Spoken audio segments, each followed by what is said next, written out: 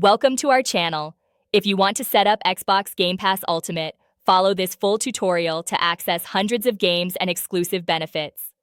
Step 1. Turn on your Xbox console or open the Xbox app on your Windows PC or mobile device. Step 2.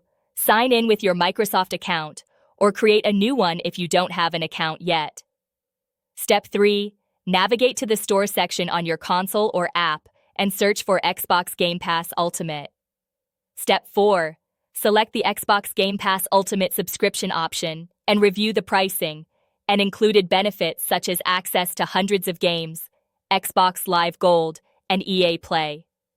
Step 5. Click subscribe or get started and choose your preferred payment method by entering credit card details or selecting an existing payment option on your account. Step 6.